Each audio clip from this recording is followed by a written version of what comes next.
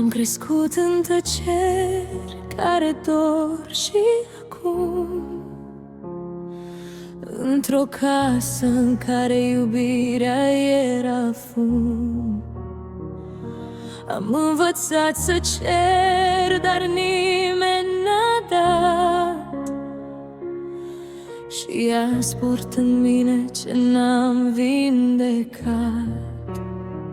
M-am pierdut în dorințe pe care nu le-am spus, în goluri adânci ce m-au tras în jos, și am ales o clipă ce-a rupt tot în doi. Acum port în suflet un război. Mi-am trădat iubirea, m-am trădat pe mine, mă privesc în oglindă și nu știu cine-s. Sunt singur în lume, chiar și lângă el, și dorul din mine nu mai are țel. Uneori noaptea mă întreb în tăcere dacă mai merit vreo alinare, sau dacă tot ce sunt e doar greșeală, o inimă frântă care se îndeamnă să cadă. Am vrut doar să simt că exist pentru cineva, să nu mai fiu fata uitată de viață.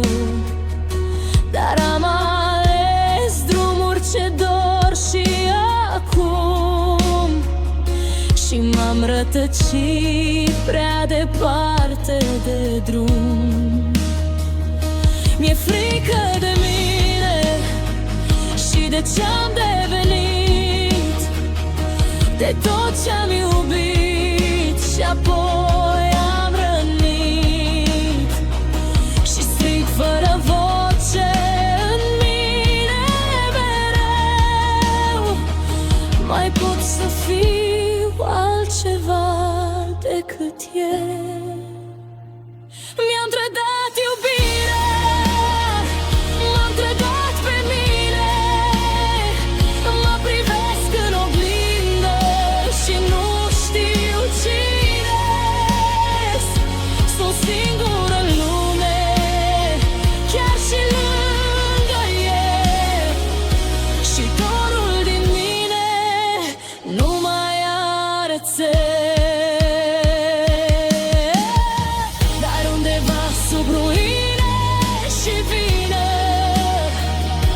mai bate o inimă plină de lumină, și chiar dacă pare că tot s-a sfârșit, poate mai e ceva de iubit. Dacă mai pot să mă iert într-o zi, poate și viața mă va primi, căci din tot ce-am pierdut și ce-am greșit, încă mai sunt și încă n-am